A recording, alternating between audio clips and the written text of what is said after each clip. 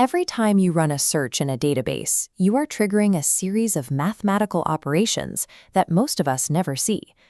The shift toward this way of thinking began in 1970, when an IBM mathematician named Edgar F.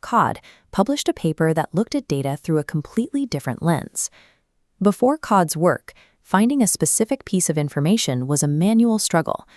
To get a simple answer, you had to know the exact physical location of a file on a spinning hard drive or a massive reel of magnetic tape.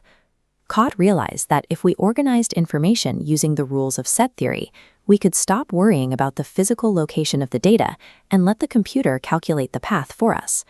This move to abstract math meant programmers could finally stop acting like warehouse navigators and start focusing on the logic of the information itself. To understand how this works, we have to look at how math defines a set. It is just a collection of distinct things, like a group of numbers, a list of colors, or even a collection of classic movies. Modern databases are built on this idea. If you group items by their logical traits instead of where they sit on a disk, the data becomes much easier to manage. When we look at a standard table of information, math sees a relation, a group where every entry shares a logical connection.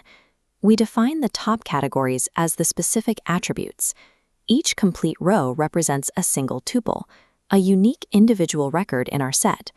When you ask a database for information today, you don't have to give the computer a long list of step-by-step instructions on how to hunt through its memory.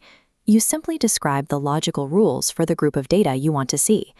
This logical approach creates data independence, because the way we think about the information no longer depends on the physical machine it lives on. Because the logic stays the same even as the hardware changes, the searches you write today will still work even if the servers are replaced with much more powerful tech tomorrow. If the academic language of the 1970s feels a bit dense, there is a much simpler way to visualize this.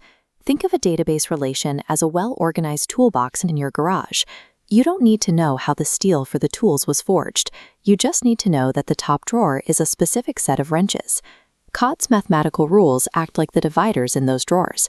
They guarantee that when you reach for a Phillips head screwdriver, you don't accidentally pull out a hammer. The strength of the relational model is that it hides complex math behind a simple, logical system. Next time, we'll look at how we use these rules to slice and dice our data using selection and projection. See you then.